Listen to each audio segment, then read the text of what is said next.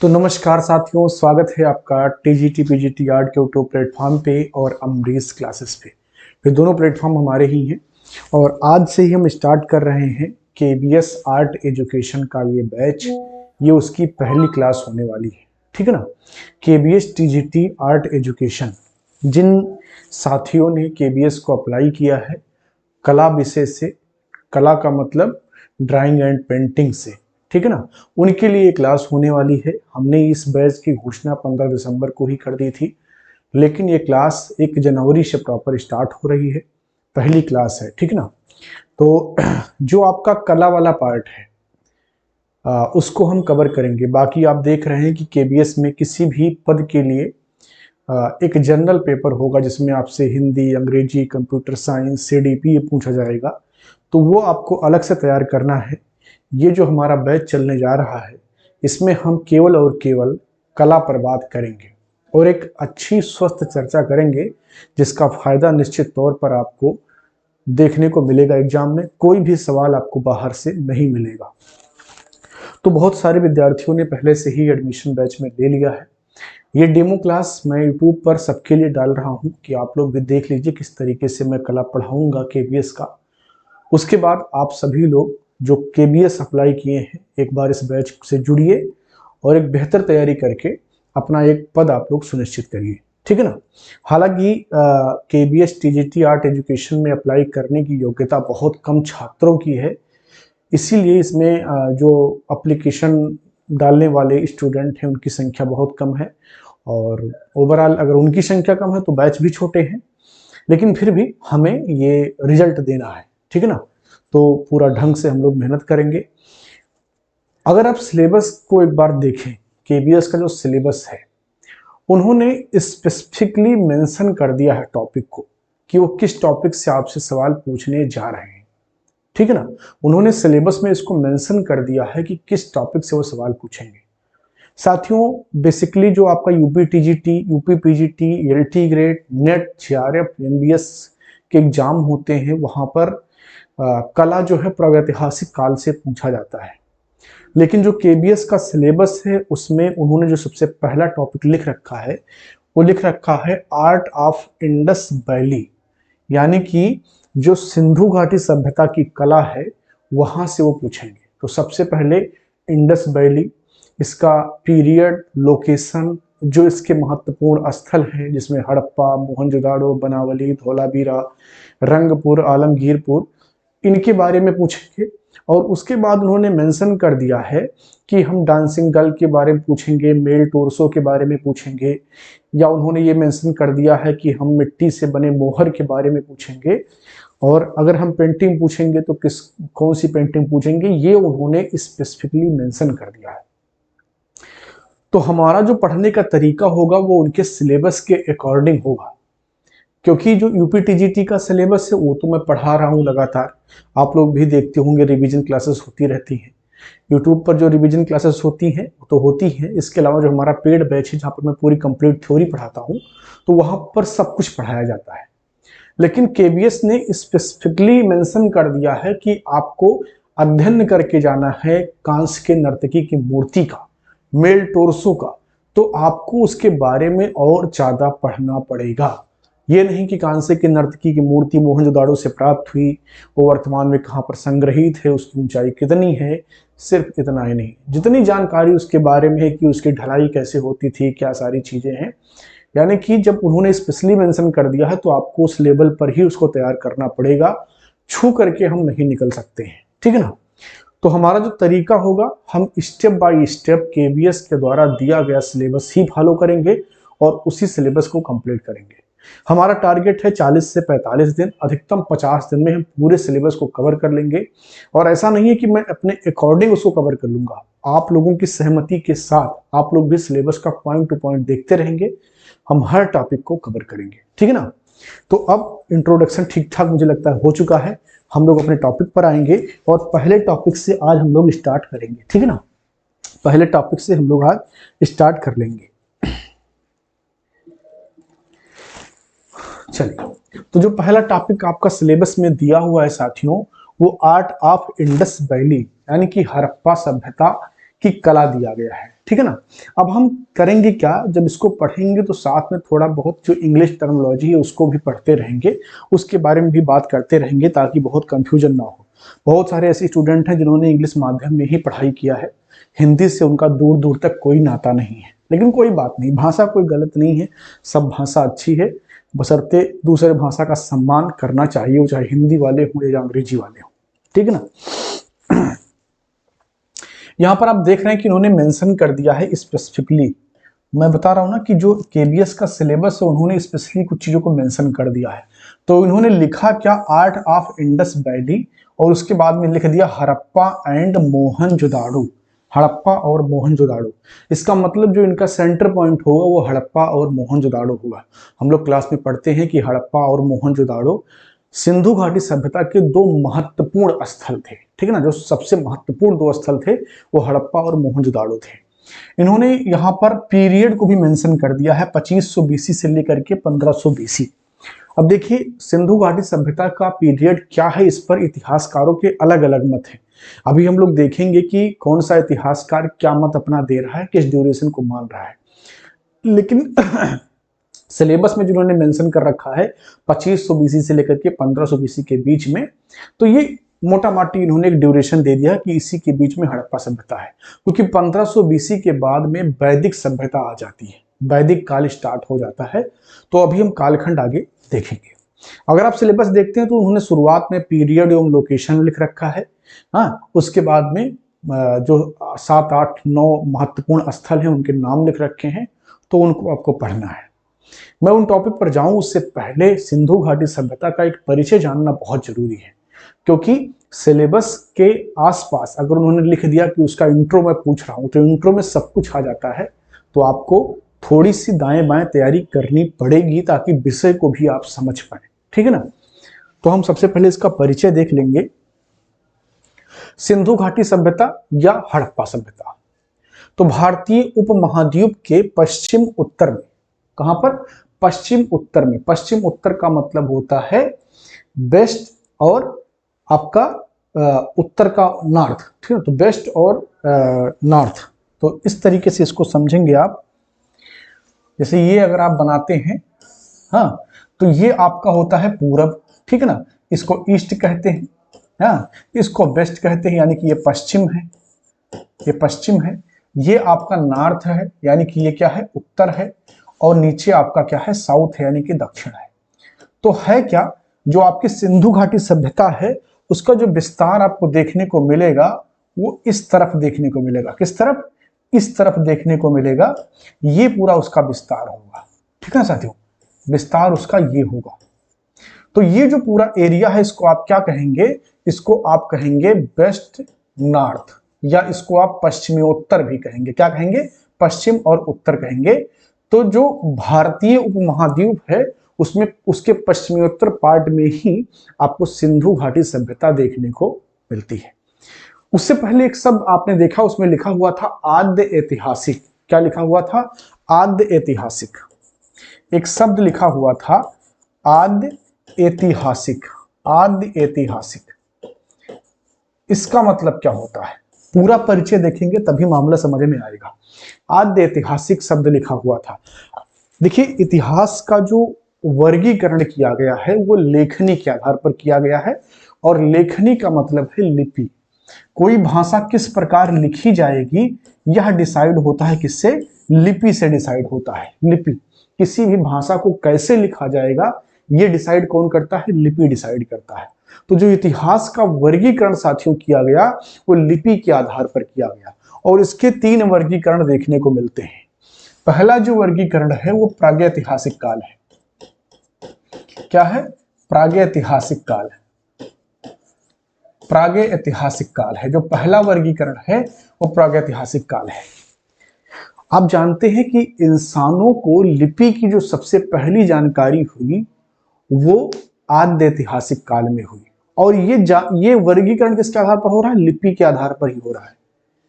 तो ऐसा मानो जो लिपि के बारे में नहीं जानता था, और ऐसा कालखंड जिसके बारे में हमें जानकारी सिर्फ और सिर्फ पुरातात्विक तत्वों के आधार पर, उसकी खोजों के आधार पर ही होती है, यानी कि लिपि से कोई जानकारी नहीं मिलता है, उसको प्रागैतिहासिक कालखंड कहा जाता है। जैसे अभी आप प्रागैतिहासिक में उत्तर पाषाण काल, नव पाषाण काल देखते हैं तो वहां से हमें कोई लिपि नहीं प्राप्त होती है, रेखा चित्र जरूर मिलते हैं। रेखा चित्र और लिपि में अंतर है, ठीक है ना। रेखा चित्र हमें जरूर प्राप्त होते हैं लेकिन कोई लिपि नहीं प्राप्त होती है, ठीक है। तो ऐसा कालखंड जिसमें कोई लिपि नहीं है वो प्रागैतिहासिक हो गया। तो इसमें कोई लिपि आपको नहीं मिलेगी, प्रागैतिहासिक कालखंड में कोई लिपि नहीं थी। फिर इसके बाद में जब मानव सभ्यता और डेवलप हुई, ठीक है ना, मानव सभ्यता और डेवलप हुई, जब पहले इंसानों ने बस्तियां बनाई, बर्तन बना लिए, जो है कृषि करने लगे, तो धीरे धीरे वो डेवलपमेंट के तौर पर आगे बढ़ रहे थे तो उन्होंने लिखना भी सीखा। तो आद्य ऐतिहासिक कालखंड जो है आपका, आद्य ऐतिहासिक कालखंड, इस कालखंड में उन्होंने लिखा कुछ, और वो लिपि ही था। इन्होंने कुछ लिखा और वो क्या था, लिपि ही था, लेकिन हमारी औकात नहीं थी कि हम उसको पढ़ पाए। इसका मतलब ये नहीं कि हमको पढ़ना नहीं आता है, ऐसा है कि उनके लेवल पर हम उसको समझ नहीं पाए, आज तक हम पढ़ नहीं पाए कि उन्होंने लिखा क्या था। लेकिन ये कंफर्म है कि लिखा था और लिपि ही है, वो कोई चित्र नहीं, ठीक है ना। तो आद्य ऐतिहासिक कालखंड का मतलब कि ऐसा कालखंड जिसमें लिपि तो थी लेकिन हम उस लिपि को पढ़ नहीं पाए, तो वो आद्य ऐतिहासिक हो गया। और जो आपका सिंधु घाटी सभ्यता है, हड़प्पा सभ्यता है, ये उसी कालखंड का हिस्सा है। तीसरा जो इसका वर्गीकरण है साथियों वो है ऐतिहासिक। क्या है, ऐतिहासिक। तीसरा जो इसका वर्गीकरण है वो क्या है, वो ऐतिहासिक है। ऐतिहासिक कालखंड का मतलब है एक ऐसा कालखंड जिसकी जानकारी हमें पुरातात्विक स्रोतों से भी मिलती है और लेखनी के आधार पर भी प्राप्त होता है, यानी कि हमें लिखित फॉर्म में भी कुछ जानकारी मिलती है। वो भले ही कहीं पर लिखा ना हो, केवल बोल करके आगे बढ़ाया गया हो। एक मान्यता है कि ऋग्वैदिक काल में जब वेदों की रचना हुई तो उसको लिखा नहीं गया था, वो बस एक आदमी दूसरे को ट्रांसफर कर रहा था। मुझे मंत्र आते हैं, मैं किसी दूसरे को ट्रांसफर कर दूंगा, लेकिन वहां पर लिपि थी। कोई अगर मंत्र है तो उसका एक तरीका है लिखने का। संस्कृत क्या एक भाषा है, वो कैसे लिखा जाएगा ये डिसाइड होता है लिपि से। तो इसका मतलब कि लिपि थी। तो जैसे ही सिंधु घाटी सभ्यता समाप्त होती है, वैदिक कालखंड आ जाता है और वो ऐतिहासिक कालखंड है, यानी कि उसकी जानकारी का स्रोत वेद है और साथ ही साथ जो पुरातात्विक महत्व की चीजें मिली हैं वो भी उसकी जानकारी का स्रोत है। तो ये हो गया ऐतिहासिक, आद्य ऐतिहासिक और प्रागैतिहासिक। तो इनका वर्गीकरण किसके आधार पर होता है, लिपि के आधार पर होता है, लिखावट के आधार पर, लेखनी के आधार पर होता है, ठीक है ना। अपने स्लाइड पर आते हैं। हमने जो पहला लाइन पढ़ा था, भारतीय उपमहाद्वीप के पश्चिम उत्तर में आद्य ऐतिहासिक काल से संबंधित प्रथम नगरीय सभ्यता। एक नया शब्द और मिल गया, शब्द समूह कह सकते हैं, दो शब्द एक साथ में है, प्रथम नगरीय सभ्यता। हाँ, प्रथम नगरीय सभ्यता या भारतीय कांस्य युगीन सभ्यता, जिसका विस्तार लगभग 13 लाख वर्ग किलोमीटर था, सिंधु घाटी सभ्यता या हड़प्पा सभ्यता के रूप में जानी जाती है। तो ये है इसका पूरा परिचय।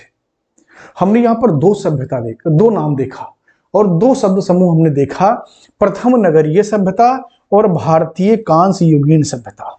भारतीय कांस्य युगीन सभ्यता और प्रथम नगरीय सभ्यता, इसको भी समझते हैं, ठीक है ना। तो प्रथम नगरीय सभ्यता, प्रथम नगरीय सभ्यता, इसका क्या अर्थ है, ये कहना क्या चाह रहा है। प्रथम नगरीय सभ्यता, आप जानते हैं कि इंसानों ने सबसे पहले कृषि का प्रारंभ किया नवपाषाण काल में, लेकिन खेती उनकी बस ऐसे नॉर्मली हो रही थी, कोई बहुत ज्यादा उनकी डिपेंडेंसी उस पर नहीं थी। इनफैक्ट वैदिक काल तक इंसान का जो खेती था वो द्वितीय कार्य था, प्रथम कार्य नहीं था, यानी कि पहला कार्य नहीं था, बहुत इंपॉर्टेंट कार्य नहीं था। सबसे इंपॉर्टेंट कार्य उनका था पशु का पालना। सिंधु घाटी सभ्यता में थोड़े पीरियड में, हाँ, जो 2350 से लेकर के 1750 बीसी का पीरियड है, और उसमें मोटा माटी अगर आप कहें कि 2100 से 2200 के बीच का जो पीरियड है बीसी का, उसमें कृषि चरम स्थिति में थी, अच्छी स्थिति में थी। तो नवपाषाण काल में इंसान ने कृषि करना प्रारंभ किया। उसने बस्ती बनाई, क्योंकि खेतों को देखना पड़ेगा तो घर बना करके रहना पड़ेगा। इंसान ने बस्ती बना ली, बर्तन बना लिए, आग खोज लिया, पहिया बना लिया, चलने लगे और लिखावट सीख लिया। ठीक है ना। सभ्यता का मतलब क्या होता है? सभ्यता का मतलब क्या होता है, अगर ये समझ जाए तो हम कहेंगे हाँ, प्रथम नगरीय सभ्यता कब हुई, ये बात करना आसान हो जाएगा। सभ्यता को अंग्रेजी में कहते हैं सिविलाइजेशन। इंडस वैली सिविलाइजेशन कहा जाता है। एक शब्द होता है कल्चर। क्या होता है? कल्चर। और हिंदी में इसको कहते हैं संस्कृति। क्या कहते हैं साथियों? संस्कृति। संस्कृति क्या है? संस्कृति साथियों जीवन जीने का तरीका है। हाँ, जीवन जीने का तरीका। तो जीवन जीने का तरीका होता है संस्कृति। जैसे हम कहां पर रहते हैं, क्या खाते हैं, क्या पहनते हैं, क्या करते हैं, इन सब का जो समुच्चय है, जो सेट है, वो है कल्चर, वो है संस्कृति। और अगर इस कल्चर को थोड़ा सा स्टैंडर्ड कर दिया जाए, standard way of living refers to civilisation, यानी कि जो कल्चर में एक प्रोवर्जन आ जाए, यानी कि माप तोल में एक रूपता आ जाए। घर कहां पर बनेंगे, नाली कहां पर होगी, सड़क कहां बनेगा, तालाब कहां पर होगा, कुछ बड़े भवन बनेंगे, कुछ छोटे भवन बनेंगे, यानी कि एक तरीके से एक व्यवस्था जब डेवलप हो जाए तो उसको सभ्यता कहा जाता है। जैसे आप कहते हैं ना कि कोई बहुत अच्छा सा कपड़ा वपड़ा पहना हुआ, टाई वाई एकदम फिट हो, यस सर, आप कहते हैं कितना सभ्य आदमी है।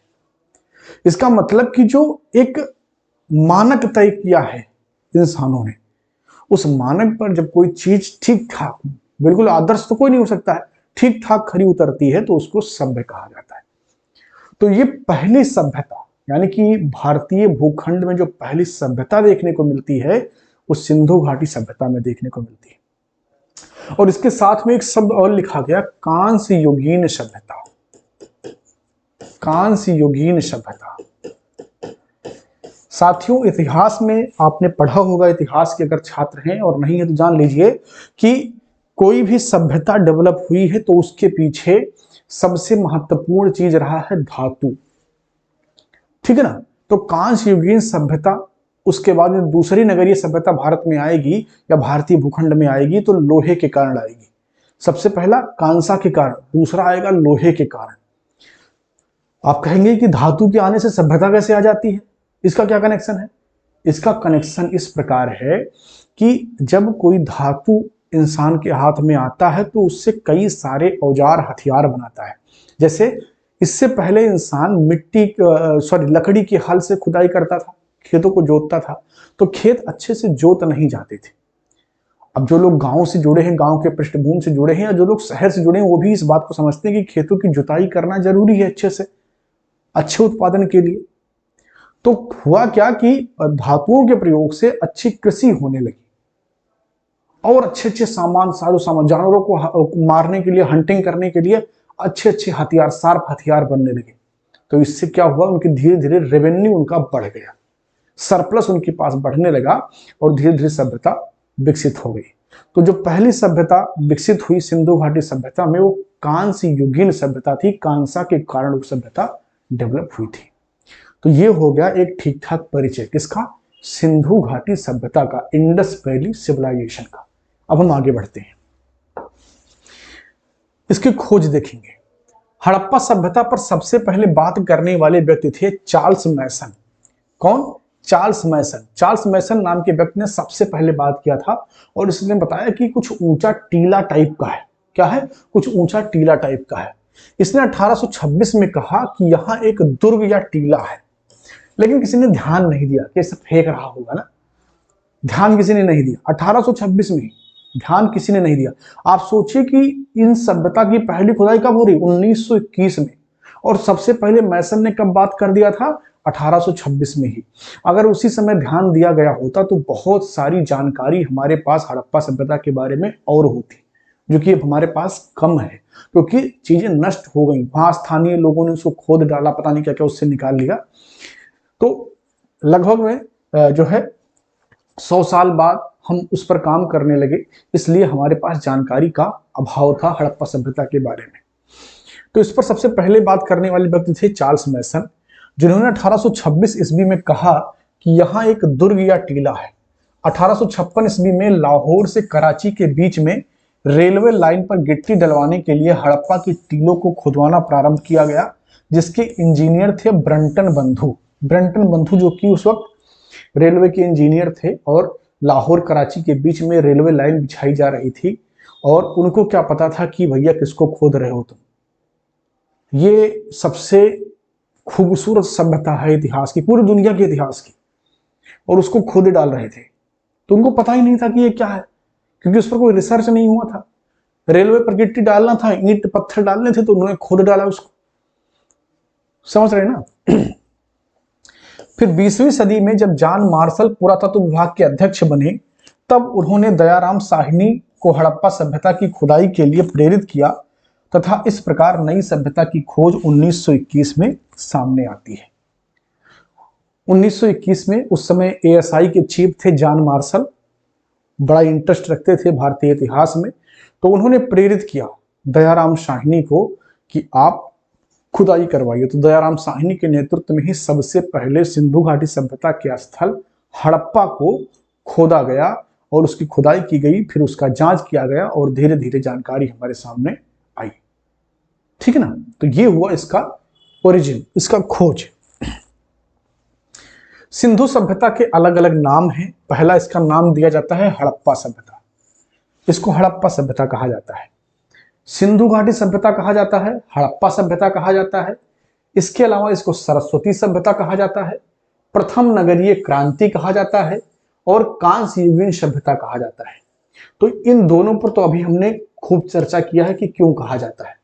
सरस्वती सभ्यता इसलिए कहा जाता है क्योंकि ये सबसे महत्वपूर्ण नदी थी सरस्वती, और इसी के वजह से इसको सरस्वती सभ्यता कहा जाता है। इसको नदीतमा कहा गया है, नदीतमा यानी कि नदियों की माता, नदीतमा कहा गया है। ये सबसे महत्वपूर्ण नदी थी, सबसे महत्वपूर्ण नदी थी। और हड़प्पा सभ्यता इसको नाम इसलिए दिया गया क्योंकि सबसे पहले जो खुदाई हुआ था वो किसका हुआ था? हड़प्पा का हुआ था। इसका सबसे पहले खुदाई हुआ था, इसीलिए हड़प्पा सभ्यता इसे कहा जाता है। तो सबसे पहले खुदाई हुआ इसलिए हड़प्पा सभ्यता कहा जाता है। सरस्वती सभ्यता इसलिए कहा जाता है क्योंकि सरस्वती क्या थी? सबसे बड़ी नदी नहीं थी, सबसे इंपॉर्टेंट नदी नहीं थी। ये भावनात्मक तौर पर सबसे इंपॉर्टेंट, जैसे अभी आप देखेंगे गंगा, तो गंगा क्या है? हमारे लिए आस्था का प्रतीक है। हम उसमें डुबकी लगाने जाते हैं, कुंभ लगता है, अर्ध कुंभ लगता है, तो वो क्या है? एक आस्था का प्रतीक है। तो इसी प्रकार से सरस्वती उस वक्त थी। सिंधु घाटी सभ्यता सबसे महत्वपूर्ण नदी थी। आप देखेंगे आपका मोहनजोदाड़ो, चहुंदड़ो, ये सब कहाँ है? सिंधु के करीब ही स्थित है, पाकिस्तान के सिंध प्रांत में। तो सिंधु जो है वो सबसे महत्वपूर्ण नदी थी, इसीलिए इसको सिंधु घाटी सभ्यता भी कहा जाता है। ठीक है ना। तो ये इसके अलग अलग नाम है, हड़प्पा, सिंधु घाटी सभ्यता, सरस्वती सभ्यता, प्रथम नगरीय क्रांति या कांस्य युगीन सभ्यता, ये इसके अलग अलग नाम है। ठीक है ना। आगे देखेंगे कालक्रम। ठीक है ना। कालक्रम देखेंगे और अलग अलग इतिहासकारों ने कालक्रम अलग अलग बताया है, और इसके पीछे की वजह यह है कि इतिहास में जहां पर लिपि नहीं होती है, लिपि होती वहां तो खैर डिस्प्यूट हो ही जाता है। यहाँ तो लिपि ही नहीं थी, लिपि थी लेकिन उसको कोई पढ़ नहीं पाया था। तो लिपि थी लेकिन जो जानकारी का स्रोत था वो क्या था? पुरातात्विक था।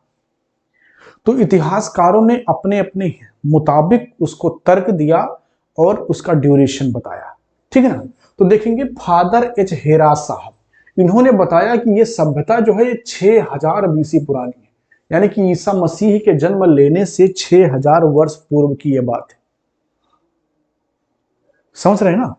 यानी कि वर्तमान से कितना पहले की बात है? वर्तमान आप 2022 में चल रहे हैं, खत्म होने वाला है, 23 लगने वाला है, यानी कि लगभग में 8200 वर्ष पूर्व वर्तमान से ये बात है।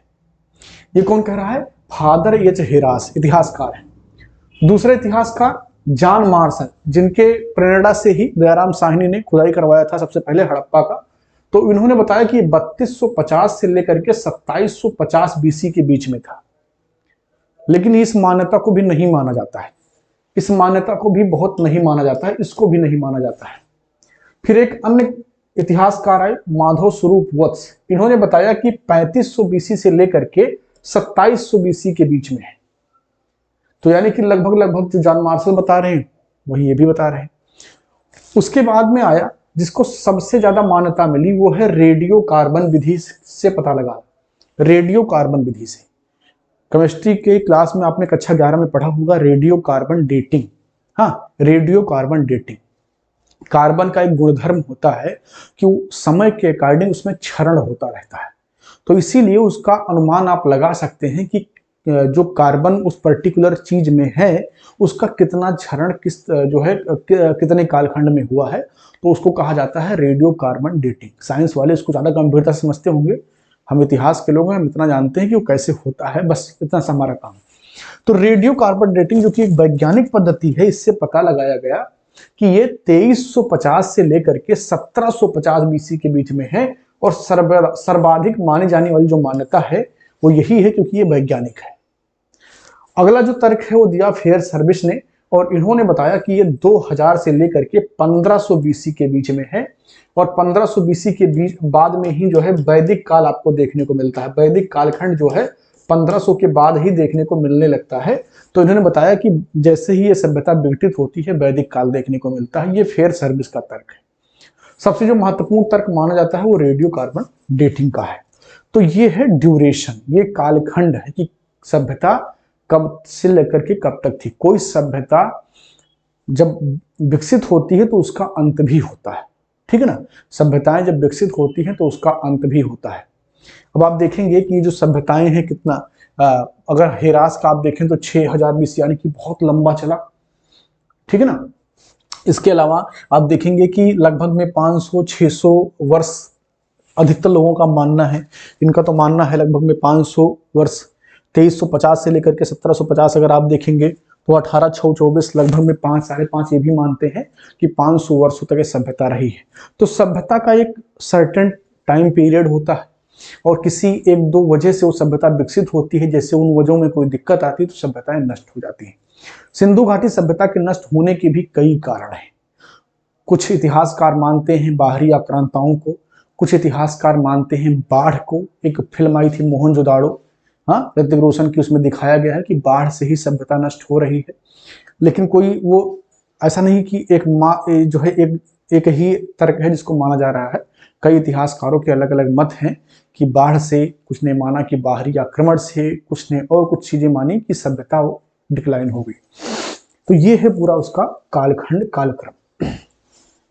इसका विस्तार अगर देखें, इसका अगर हम विस्तार देखेंगे तो स्वतंत्रता से पूर्व जो है 40 स्थल खोजे गए थे। कितने? 40 स्थल। स्वतंत्रता का मतलब भारत की स्वतंत्रता से पहले, यानी कि 1947 से पहले की अगर बात की जाए तो मात्र 40 स्थल खोजे गए थे। 1947 की बात क्यों कर रहे हैं? क्योंकि इसके बाद भारतीय भूखंड का डेमोग्राफी चेंज हो गया। भारत का विभाजन हुआ, एक नया देश बना पाकिस्तान, ठीक है ना, एक नया देश बना पाकिस्तान। तो जब भारत का ये नक्शा बदला तो इसीलिए हम इसको एक टाइम लाइन मान के चलते हैं कि स्वतंत्रता से पहले की क्या स्थिति थी और स्वतंत्रता के बाद की क्या स्थिति है।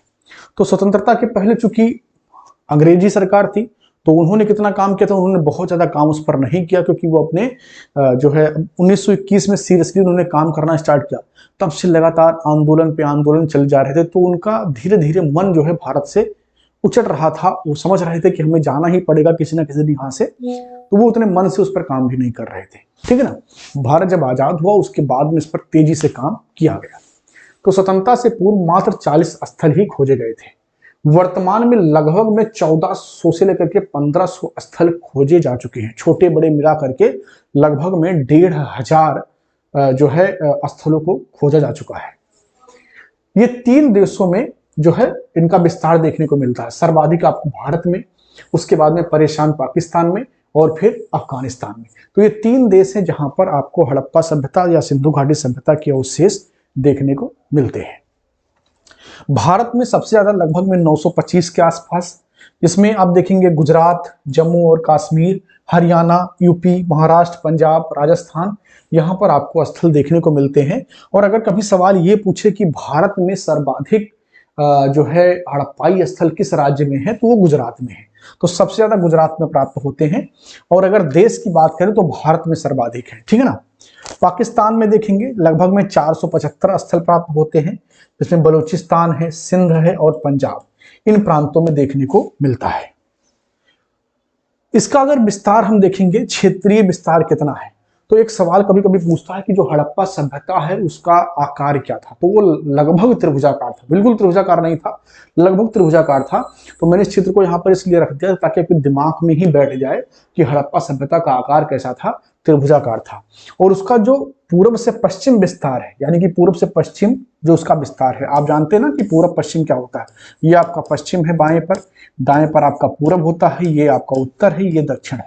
तो जो इसका ये वाला विस्तार है, ये कितना था, ये था 1600 किलोमीटर। कितना, 1600 किलोमीटर था। और जो इसका उत्तर से दक्षिण विस्तार है, ये वाला जो विस्तार है, ये कितना है, 1400 किलोमीटर। कितना, 1400 किलोमीटर। और जो इसकी जलीय सीमा थी, वो कितनी थी, 1300 किलोमीटर। इसकी जलीय सीमा कितनी थी, 1300 किलोमीटर थी। तो ये है ओवरऑल विस्तार किसका, सिंधु घाटी सभ्यता का या हड़प्पा सभ्यता का। आगे देखेंगे सिंधु घाटी सभ्यता की विशेषताओं को। विस्तार आपने देख लिया, अब हम उनकी विशेषताओं को देखेंगे। और जैसे ही विशेषताओं को देख लेंगे तो हमारा बारी आएगा जो महत्वपूर्ण स्थल हैं उनके बारे में पढ़ना। और आपके सिलेबस में केबीएस के मेंशन किया गया है, और जिन स्थलों को उन्होंने उसमें लिख दिया है उनको जरूर पढ़ना आप लोग, क्योंकि उन पर उनका जो है पूरा अधिकार है पूछने का, और ढंग से पढ़ेंगे उसको, ठीक है ना। अब हम देखते हैं सिंधु घाटी सभ्यता की विशेषताएं। सिंधु घाटी सभ्यता की जो सबसे पहली विशेषता है वो है भवन जो बनाए गए थे वो ग्रिड पद्धति पर बनाए गए थे। भवन जो बनाए गए थे वो ग्रिड पद्धति पर बनाए गए थे। अब ग्रिड पद्धति क्या होता है उसको भी थोड़ा सा समझ लीजिए। ग्रिड पद्धति क्या है, जैसे यहां पर कोई एक भवन बना दिया जाए तो इसको H1 कह देंगे ना, होम नंबर 1। दूसरा यहां पर बना दिया, हाँ, तो ये H2 हो गया। आपने देखा होगा अभी जो प्लान्ड सोसाइटीज बसाई जा रही हैं, हाँ, वो कुछ इसी प्रकार से बसाई जाती हैं, ग्रिड पद्धति पर बसाई जाती हैं। यानी कि इनके बीच में स्पेस है, हाँ, इनके बीच में क्या है, स्पेस है। ऐसे आप देखेंगे ये H5 आपका हो जाएगा, ये आपका H6 हो जाएगा, ये आपका H7 हो जाएगा, और ये आपका H8 हो जाएगा, ठीक है ना। तो ये क्या हो गया, ग्रिड पद्धति हो गया। ग्रिड पद्धति, हाँ, कि बिल्कुल नपा सधा है कि कहां पर घर बनेगा। ऐसा नहीं है कि हमारा मन हो तो हम सड़क पर अपना घर बढ़ा लेंगे, दूसरा कोई आए या भाड़ में जाए, ऐसा नहीं था।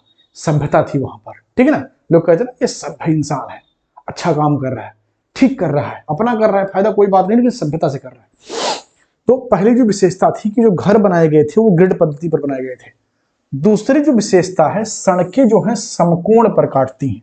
सड़कें जो है वो समकोण पर काटती हैं।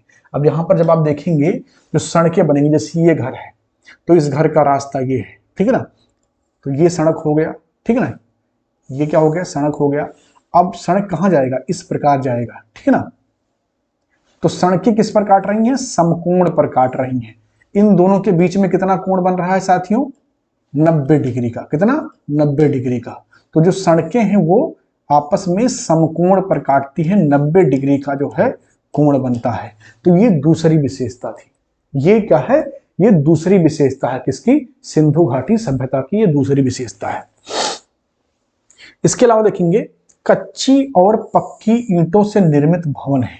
तो जो भवनों का निर्माण किया गया, जो ये भवन बनाए गए, इसमें जो ईंटें लगाए गए वो कच्चे भी हैं और पक्के भी हैं। यानी कि ऐसा नहीं है कि सिर्फ कच्चे से बनाए गए हैं या पक्के से बनाए गए हैं। इसमें कच्चे और पक्के हर प्रकार के जो है निर्माण आपको देखने को मिलते हैं। कच्चे और पक्के हर प्रकार के निर्माण आपको देखने को मिलेंगे। आगे देखेंगे जल निकासी की उत्तम व्यवस्था। जल निकासी की क्या है, उत्तम व्यवस्था है। जल निकासी की उत्तम व्यवस्था यानी कि नालियां बनाई गई है ताकि पानी आराम से निकल जाए। और वर्तमान में हमारी जो सरकार है ना, स्मार्ट सिटीज बना रही है, और जो बनाए गए स्मार्ट सिटीज हैं वो 1 घंटा भी जो है बारिश को बर्दाश्त नहीं कर पाते हैं, उनकी सांसें फूल जाती हैं, पानी सड़कों पर निकल आता है। और आज से लगभग में आप मान लीजिए कुछ नहीं, सबसे जो जो है फेयर सर्विस का जो मत है कि 1500 BC, वही अगर आप मान लीजिए तो लगभग में 3504,000 वर्ष पहले इंसानों ने इतना बेहतरीन पानी निकालने का व्यवस्था बनाया था कि आज की स्मार्ट सिटी देख करके शर्मा जाए। ठीक है ना। तो देखेंगे, हाँ, अगली जो इनकी विशेषता है वो माप तौल में एक रूपता। तो किसी भी सभ्यता का ये सबसे बड़ा पहचान होता है कि माप तौल में एक रूपता होनी चाहिए। ठीक है ना, माप तौल में एक रूपता होनी चाहिए। और आयताकार मोहरे, यहाँ पर मोहरे जो प्राप्त हुई है वो आयताकार है, वर्गाकार है, कई है, लेकिन आयताकार मोहरों की संख्या जो है ज्यादा पाई गई है। तो मोहरे जो है वो आयताकार है। एक आध विशेषता इसकी आप और भी देख लेंगे कि यहाँ पर 16 के गुणज में ही जो है माप तौल के वो बनाए गए हैं। इसके अलावा आप देखेंगे तो ये लोग शक्ति के उपासक हैं, लेकिन ये कर्मकांडों में भी विश्वास करते हैं। ये किसी एक पर्टिकुलर चीज की पूजा नहीं करते हैं, ये प्राकृतिक शक्तियों की पूजा करते हैं। मात्र देवी की यहाँ से मूर्ति मिलना एक बात बताता है कि महिलाओं की स्थिति ठीक थी। ठीक है ना, महिलाओं की स्थिति ठीक थी। इसके अलावा आप देखेंगे कि यहाँ पर विभाजन और भी देखने को, वर्ग विभाजन भी यहाँ पर देखने को मिलता है। कुछ घर हैं जो ऊंचाई पर टीले पर बनाए गए हैं, कुछ घर नीचे बनाए गए हैं, तो ये एक वर्ग विभाजन भी यहाँ पर देखने को मिलता है।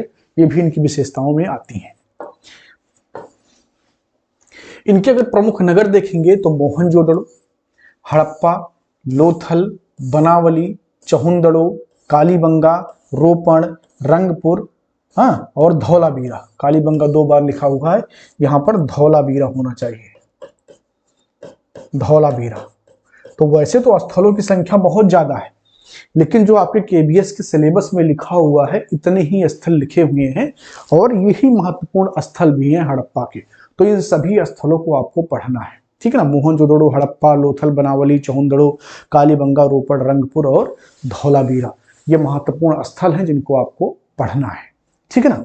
तो मैं उम्मीद करता हूं कि जो बातचीत हमने इस क्लास में की है वो आपको पूरी की पूरी समझ में आ रही होगी, आई होगी। ये आपकी पहली क्लास थी जिसमें हमने एक डेमो आपको दिया कि हम किस तरीके से KBS आर्ट एजुकेशन को पढ़ने जा रहे हैं। और जितने भी टॉपिक हैं साथियों, सभी टॉपिक को इतने ही इंटरेस्टिंग तरीके से, इसी तरीके से समझा करके आपको पढ़ाया जाएगा, और सारी बातें आपको इसी तरीके से समझ में आएंगी। और एक एक टॉपिक आप भी मिलाते चलिएगा सिलेबस से कि कौन सा टॉपिक कंप्लीट हुआ है, कौन सा बचा हुआ है। 45 से 50 दिन में हम इसको कंप्लीट कर लेंगे और निश्चित तौर पर एक बेहतर रिजल्ट हम लोग देंगे। तो जिन साथियों को क्लास को ज्वाइन करना है, मात्र मैंने 1100 रुपये इसकी फीस रखी है। कितनी? मात्र 1100 रुपये इसकी फीस रखी गई है। जिनको भी ज्वाइन करना है, नीचे नंबर आपको दिख रहा है 9616827646। इस नंबर पर आप फोन करके या व्हाट्सएप करके जानकारी ले सकते हैं कि क्लास को कैसे ज्वाइन करना है। सिंपल एक तरीका मैं आपको बता देता हूं।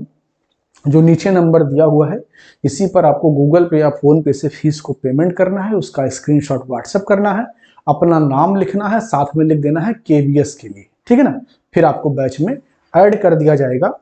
ये जो क्लास चलेंगी इनका PDF भी आपको मिलेगा, और हम जैसे ही टॉपिक समाप्त होंगे एक टेस्ट भी कर लिया करेंगे, और कोर्स समाप्त होने के बाद में 3 से 4 आपके फुल टेस्ट भी हम करवा देंगे, ताकि चीजें आपकी पूरी तैयार हो जाए। ठीक है ना। तो इस प्रकार ये जो पहली क्लास थी, डेमो क्लास, हम समाप्त करते हैं।